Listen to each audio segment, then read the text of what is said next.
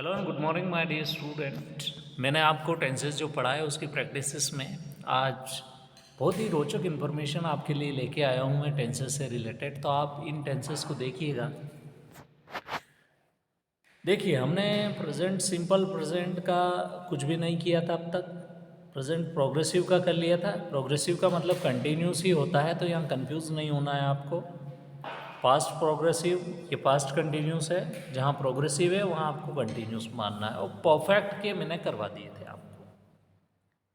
तो सिंपली यहाँ पर बचे थे प्रेजेंट परफेक्ट प्रोग्रेसिव, मतलब प्रेजेंट परफेक्ट कंटिन्यूस। तो आइए देखते हैं प्रेजेंट परफेक्ट कंटिन्यूस की स्ट्रक्चर क्या है। प्रेजेंट परफेक्ट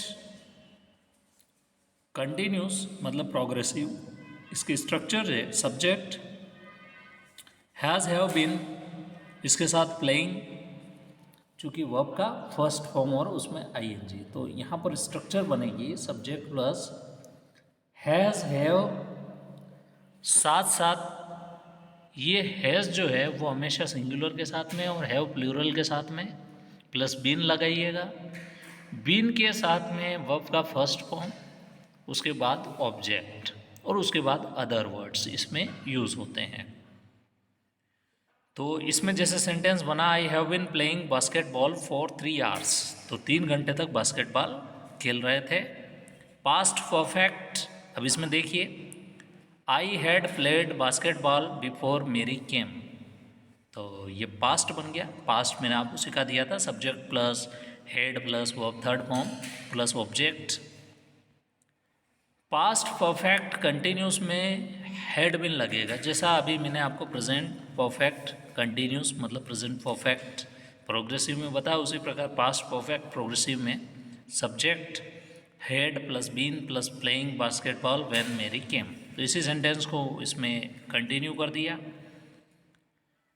अब जो फ्यूचर है इसमें क्या लगेगा, फ्यूचर के साथ में विल, हमेशा इस बात का ध्यान रखना। तो I will play basketball next week, इसका एक सेंटेंस। दूसरा है इसका फ्यूचर में going to play, I am going to play basketball this afternoon.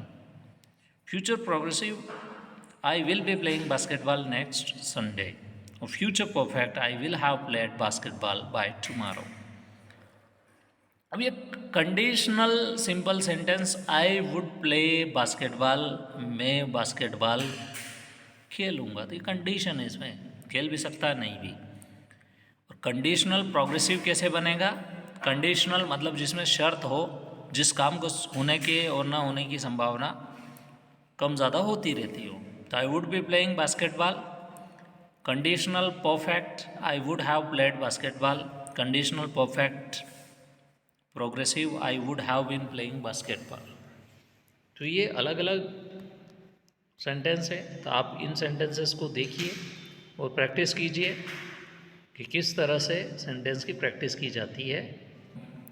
My dear student, तो सेंटेंसेस को इनको आगे कंटिन्यू करते हुए 12 वर्ब सेंटेंसेस मैंने यहाँ पर दिए हैं आपकी आसानी को समझते हुए, ताकि आप आसानी से इन चीज़ों को समझ जाए। जैसे सिंपल टेंस है इसमें, तो आई स्टडीड इंग्लिश यस्टरडे, तो ये कल की बात है इसलिए स्टडीड आया इसमें। ये पास्ट सिंपल है। अब आते हैं प्रेजेंट सिंपल पर, या सिंपल प्रेजेंट भी बोल सकते हैं आप इसको, ये तो सिर्फ आइडेंटिफिकेशन के लिए रहता है।